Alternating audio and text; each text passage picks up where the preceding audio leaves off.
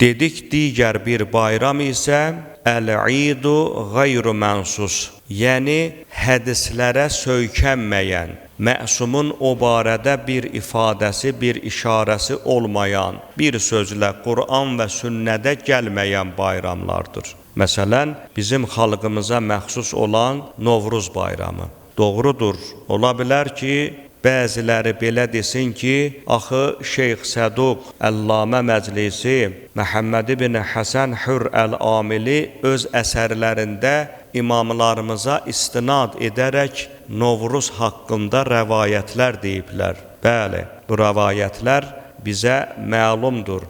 Lakin bilirsiniz ki, hər bir rəvayət süzgəcdən keçirilir.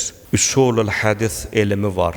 Həmin rəvayətlərin sənədləri olmadığına görə və yaxud sənəddə olan ravilərdə problem olduğuna görə bizim fəqihlərimiz, alimlərimiz Novruz bayramının dini deyil, milli bir bayram olduğunu qeyd ediblər. Deməli, Novruz bayramı, Fitr və Qurban bayramı kimi dini deyil, amma bizim milli bayramımızdır və dinlə heç bir ziddiyyəti yoxdur. Bilirsiniz də, Novruza qədəm qoymaqdayıq, bəziləri sosial şəbəkələrdə fəallaşıblar, şəkərbura yemək halaldır, yoxsa yox və s.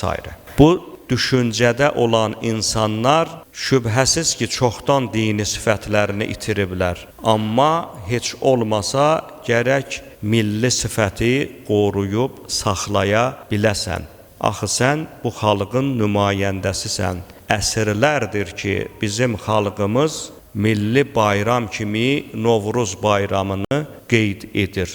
Hətta biz bu bayramda qüsul etmək, qohum-əqraba evini ziyarət etməyi və s.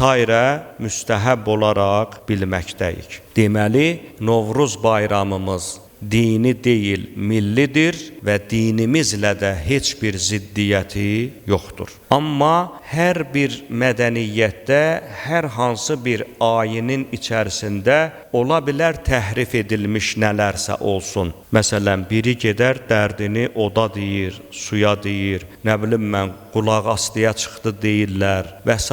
Bu adətlərlə işimiz yoxdur. Bu adətləri biz doğru hesab edə bilmərik. Amma Novruz bayramına bir mədəniyyət nöqteyi nəzərindən yanaşanda biz görürük ki, həqiqətən bizim xalqımızın həyatında müstəsna rol oynayan günlərdən biridir.